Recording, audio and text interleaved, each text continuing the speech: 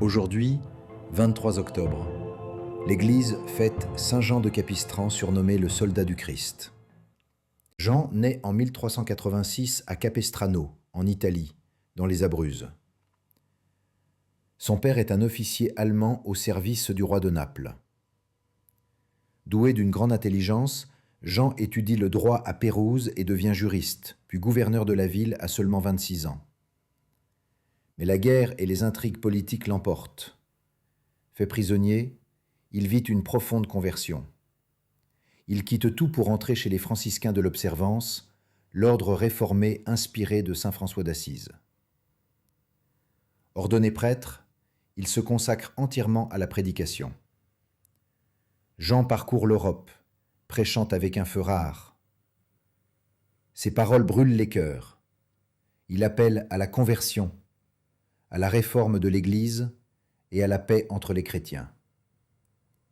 Il devient l'un des plus puissants orateurs de son temps. Des foules entières se rassemblent pour l'écouter, en Allemagne, en Autriche, en Pologne, en Hongrie, en Bohême.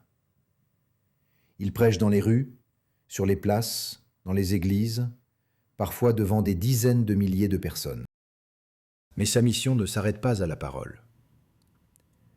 En 1456, les armées turques menacent l'Europe. Le sultan Mehmed II, vainqueur de Constantinople, assiège Belgrade.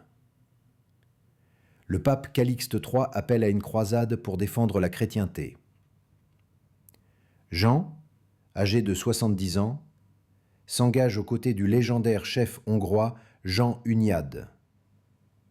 Petit de taille, maigre, vêtu de sabure, il marche en tête des troupes, crucifix à la main, criant « Le Seigneur est avec nous !»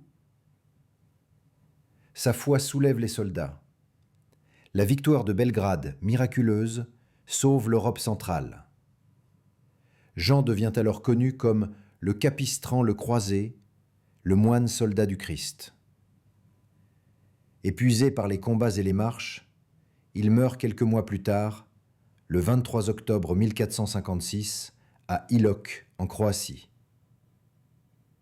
Il laisse derrière lui l'exemple d'un homme de feu, d'un moine humble et courageux, convaincu que la foi pouvait soulever des montagnes. Canonisé en 1690 par le pape Alexandre VIII, il est aujourd'hui le patron des aumôniers militaires et des juristes. Son existence nous rappelle que la sainteté peut se vivre autant dans la parole que dans l'action, dans la contemplation comme dans le courage du combat spirituel.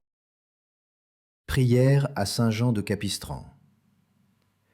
Seigneur notre Dieu, toi qui as donné à ton prêtre Jean de Capistran un zèle ardent pour défendre la foi et sauver ton peuple, fais qu'à son intercession, nous soyons fortifiés dans la foi, courageux dans l'épreuve et toujours fidèles à ton service.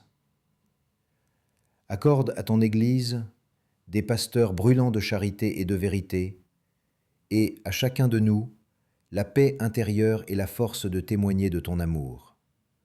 Par Jésus-Christ, ton Fils, notre Seigneur, qui vit et règne avec toi dans l'unité du Saint-Esprit, pour les siècles des siècles. Amen.